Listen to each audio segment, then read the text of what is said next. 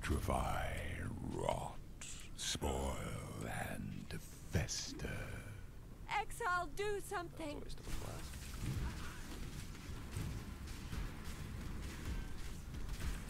Gaze into the abyss.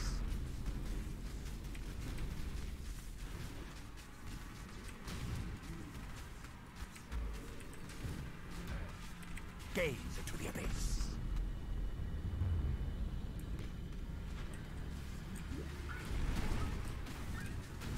Oops.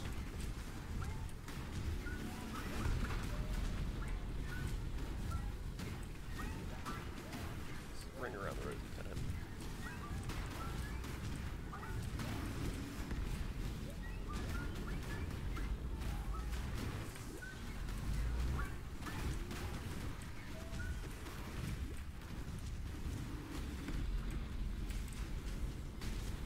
Embraced by misery.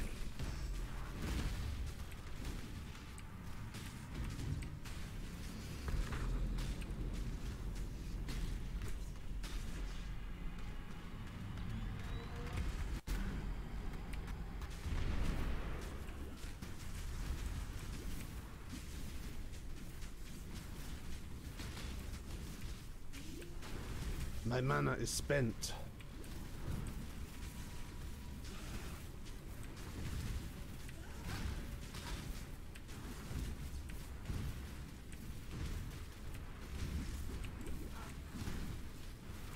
Gaze into the abyss. Embraced by misery.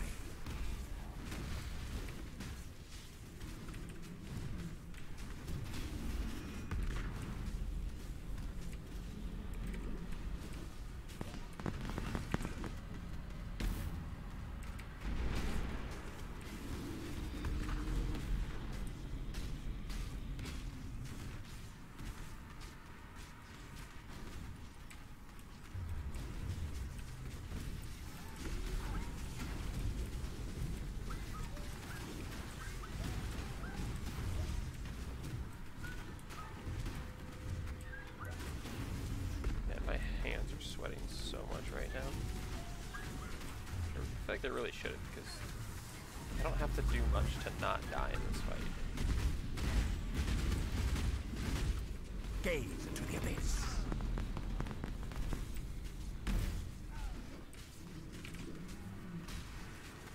Wait, did I not kill Shaper? Where's Elder? Come here, Elder. Alright, get a Deathless Run. I recorded one earlier, a Deathless Run, but I had horrible frame rate. I'm trying to fix my OBS recording and try to get better video quality out, so hopefully this one turns out alright. But real quickly, I'm going to just go over gear options, passive tree, that sort of stuff, just to give you guys an idea of what to look for to basically make this build work, more or less. Starting out, I'm just going to go quickly over the gear. First of all, you want to look for a wand with pretty much just damage over time multiplier. Fire is the most important one. It can roll up to about 38, whereas the suffix only rolls to 16. If you can get a wand with both, you're looking real good. And then if you can get one with fire damage on top of that, then you're at a pretty GG wand for the build. Mana and intelligence are just gravy on the cake for basically getting higher ES pool. So that's what you want to look for in a rare weapon. Next up, helmet. This is pretty negotiable. You don't really need a helmet rolled this well, especially if you can't afford to roll or anoint Crusader, because that's a pretty expensive anoint. It's 2 golden oils. If you can't afford to anoint Crusader, the helmet called the Inward Eye is a unique helmet drop from Awakener. It gives you Transfiguration of Mind, which is like a huge damage boost for our build because we grab a lot of mana on the tree, and it also has pretty similar ES. So you'll see, I take this out, I swap in the Clarity, I put this over here, and we're sitting at 19.5. It's only like a 500 ES drop based on just that little test right there. So this is a very cheap option that you can go with. I bought the Righteous Fire enchant on it for 50C. Would recommend if you can't really afford to get a high base and craft on it. I had to slam the int with a Hunter's Orb. The int increased my ES not by that much. It really only increased my ES by about a couple hundred when I got the intelligence mod, so super unnecessary. Next for helmet, you really just want, or not helmet, shield, you really just want a shield with high ES and resistances. I was trying to slam one with ES recover on block because I get a lot of block being a guardian. Unfortunately, but also fortunately, I got shock, which is a huge damage boost. So if you can craft a shield and then slam a Crusader's Orb on it, there's a lot of good mods you can get that can still help out the build. Rings, you want Chevron's Revelation for the right link saw. It gets you a lot of regen, so it makes super sustain really easy. You saw in the Uber Elder fight right there. Pretty much whenever I went down, if I stopped my Righteous Fire with my Life Flask, get that Soul of Arakeli going, plus the rings and a lot of regen I got on the tree, I'd shoot right back up to 20k, wouldn't be a problem. Other ring, you want to look at getting a lot of strength, a lot of int. The reason for this is basically without Shaper's Touch, strength is kind of a dead stat for us, but with it, it makes it easy to get pretty good rings for the build, and other, like your amulet and other gear can have strength on it, and that ends up being a really good roll. So for example, I only have like a ring and an amulet with a lot of strength on it, and I hit 260 strength, and with these gloves, the Shaper's Touch, it gives us 50% increased energy shield from that, and like 130 mana. So this is really pretty best in slot, especially if you can get better attribute gear than I got here, which for the ring, it wouldn't be too, well, it would be kind of hard to beat because you'd need to get a pretty good ES roll, and that would be, I guess, the only improvement you could make on like this ring, for example. I was trying to slam increased energy shield with the Crusader Orb. I got damage per power charge, so fail there for me.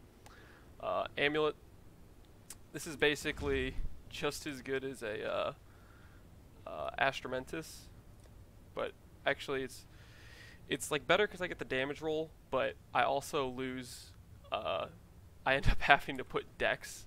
I have to take this Dex node, and I have to take Dex on a jewel. So in the end, I probably could make up for the 28% damage I get from this amulet just by grabbing a different nodes and switching out that jewel. You'll see it's literally the same ES. So really all you need is an Astramentus to make the build work for the amulet. Next up's the belt. This is pretty much, I just slammed a bunch of Deafening Essences of Spite onto a crystal base, or a crystal belt with a Hunter influence on it. The reason for this is we're going for increased attributes.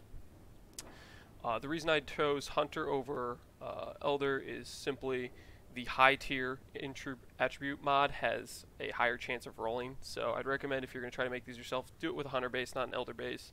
Other than that, the Deafening Essence of Spite isn't necessarily mandatory. You could probably do a Shrieking Essence of Spite. It'd be a lot less cost for you to keep slamming it and have a much higher chance of getting the attribute roll, and possibly something even better like getting strength as well and getting a good energy shield roll and mana, and then you could craft on damage or something. So this isn't as best as it gets, but it's also pretty nice because it was hard to craft.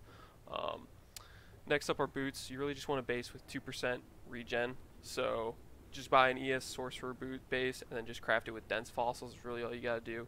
My boots didn't get movement speed. They're not the highest tier energy shield rolls. The reality is, frankly, I could just throw a divine on it and I would get to like 220 or whatever, but I didn't even do that. So there's a lot of ways you could probably improve the current ES I got in this build, but I am pretty done with playing this build. I've gone through all the content. It's worked out pretty well. Next I'm going to go over, this is a pretty important factor, is this Life Flask here. So this is where we get a lot of our recovery rate. You'll see when I'm degenning, I actually degen just a little bit, and then my Time of Need passive from Guardian takes me back to full. But with Soul of Arakali, if I stop taking degen over time, I get 50% increased life rate. So it's basically like 50% more regen of my energy shield. And combine that with Soul of Ryslotha, it gives me basically unlimited access to keep pressing my Life Flask. And you'll see when I press it, I can keep the Righteous Fire on after that increased life rate goes, and it'll stay up. Like, so the Righteous Fire is on now, and you'll see it's regenning because it has that increased life rate regen. It basically allows you, whenever you take damage or something, or you're getting worried, your energy shield's like half full, and you're like, oh no man, I only got 10k ES left, they might kill me soon. You just pop a Life Flask, reapply your Righteous Fire, boom, you're back to 20k, easy game. Next up, Flask, I pretty much went for Curse Immunity, Freeze Immunity, and Bleed Immunity. Really, the most important one here is Freeze Immunity. you're low life. Those Shaper Balls, if they hit you on the first one and they freeze you and you don't have this freeze flask, you're dead, because they will hit you with 4 more freeze balls in a row, and those hit for like 4k a pop or whatever. So I have died in Uber Elder by getting hit 5 times in a row by the Shaper Balls and then other stuff from Elder. So it's always good to have a freeze flask. Sulfur Flask gives you 6% regen. It's super important. See, I go from, what's my regen? It's at 2,000 roughly. I pop Sulfur Flask, goes up to 3,000. You combine that with popping your Life Flask, you get super regen through the roof, and you're way back up to full. I also use a Quicksilver. This is just because I have no movement speed on my boots. It's just nice quality of life. It feels good. Another reason for using Mana Flasks, by the way, is with this ring, you cannot regenerate mana, so it's honestly kind of annoying if I forget about it, and then I run out of mana, then I'm stuck like hitting W, and I'm like, oh crap, why isn't my guy flame dashing? Oh, it's because he doesn't have any mana, and then I just have to proc the Mana Flasks. Cheap alternatives for a belt like this would be Cyclopean Coil. I'm trying to think, this ring's honestly real cheap. I bought a perfect roll for 50C, one-off perfect roll, and I'm talking about intelligence, like the 60 to 75. A one-off perfect roll was 10C, and currently they're like 1 to 5C on the market for just any copy of this ring, so definitely pick one of those up. Trying to think if there's anything else I need to go over gear-wise. I think I went over all of it. Next up is the tree. I'll also go over the ascendancies. The order is going to be Radiant Faith, Time of Need, Bastion Hope. These are all super powerful nodes. Radiant Faith gives you a ton of energy shield. Nothing can really compete with it as far as energy shield goes. You won't see builds that are any other ascendancy with higher amounts of energy shield than Guardian builds with Radiant Faith. Time of Need gives you basically 6% regen, but it's kind of inconsistent. It's like every 5 seconds you get 30% over 1 second. Bastion of Hope is 50 block for 2 seconds every 5 seconds. It's really nice basically to, a lot of times, I don't know if you saw in that Shaper fight or in the Uber Elder fight, I had blocked a lot of damage, and this is why. And it also makes me immune to stun, because basically if I block a hit in the last 10 seconds, I'm immune to stun. And it also gives me an extra 10 block of spell and attack if I have cast or attacked recently, and I'm always doing those things.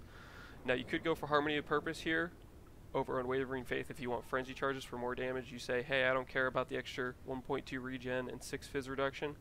This is more just a quality of life, makes my life easier playing the build. I feel like I have plenty of damage. I don't really care about the frenzy charges, and you also get the endurance charges from those. So those aren't anything to scoff at. Those are more fizz reduction than this. So it's really your own personal preference if you go for Harmony Purpose or Unwavering Faith. Next up on the tree, I spent at least 15 minutes in POB min-maxing this when I got to 93. Switched a lot of things around. Got up to about 2 million damage with regular Righteous Fire, and Val Righteous Fire hitting something like 14 mil. You can mess around in POB, see if you can get it to be something better. This is just what I thought was the most optimized for a level 93 Guardian. You pretty much just want to pick up any damage that's fire damage. I ended up going with Spiritual Aid for the minion damage because these nodes are really powerful here, and they get life regen right here. I pretty much, wherever there was fire damage over time multiplier, I picked it up, except for here an Arsonist, which was really awkward to path through and wasted too many passive points.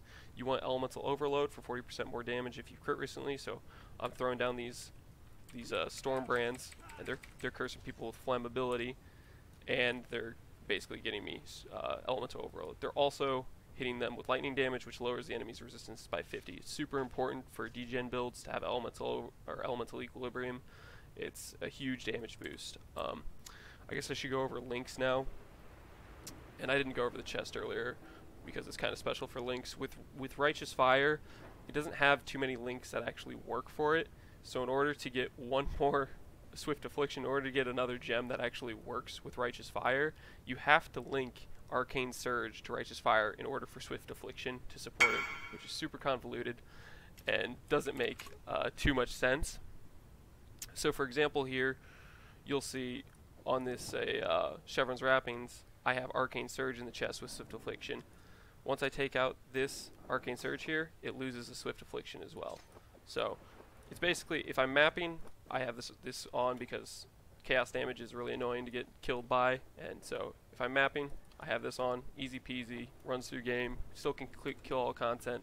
I do Awakener with this, and it works just fine. But when I'm doing the hardest, highest HP bosses like Uber Elder, Shaper, Uber Zeri, stuff like this, I throw this bad boy on, and it's the highest damage I can reach with Righteous Fire because it's got Arcane Surge to it. You craft the chest with this using Dense Fossils and Etheric Fossils and 2-socket Resonators. Trying to think if there's anything I really missed. I think that's basically it for the general gears and guidelines. I'm going to link a POB and a forum post guide I wrote up, try to cover pretty much everything. Check it out if you're curious about trying to make this character yourself. I think on a budget you could do this character for about 1x, getting stuff like a 5-link Shavs and the Inward Eye and a Rainbow Stride Boots and a Cyclopean Coil. Shaper's Chops, not that much. This ring's not that much. Astromentis is like 50C or whatever. But on a budget, you can probably hit about, I'd say, 11 to 15k, depending on how high level you are. And when you're playing the build, you'll get Elder kills, you'll get stuff that'll generate currency, and you can put more into it. Speaking of budget, I am using a Clarity Watcher's Eye. This thing's 30x. It's super unnecessary. You can clear all the content fine without it. Just get a Discipline recovery rate or a Malevolence damage over time multiplier Watcher's Eye. You'll be plenty fine with those. If you get the recovery rate, it'll feel juicy. You won't really ever be degenning energy shields at all, and you'll be regenning it all the time. It'll feel great. If you have the multiplier, you'll get tons of more damage. The reality of this thing's just kind of a nice thing that costs a lot of money, and it's really the upgrades you can make on your gear are more important to do those first. So I would say if you're going to spend money on the build, spend like 15x or whatever getting all top tier items in all your other gear slots before you go and spend 30x trying to get this jewel. The reality, this is the last upgrade I made on this build, and I didn't need it. I could clear all the content fine without it. It's just more damage, more ES. It's kind of stupid. It's really a broken mod. I would assume eventually GGG is going to nerf it into the ground because it really, you shouldn't be able to get 3,000 energy shield from one jewel. It's quite broken. That's the gist of the character. Hope you guys liked the explanation I gave for everything. I was trying to go over it quick and concise. Check out the guide I post on the forum and the POB if you're interested in trying out the character. I also am kind of try to stream somewhat regularly on Twitch, and you can stop by there. Feel free to ask me any questions. I apologize if I'm like AFK making myself food or whatever, but I'll try to get and give you good answers about different PoE mechanics and stuff and how to level up the character and whatnot. That's the gist of it. You guys have a good one. It's Captain Lance, out.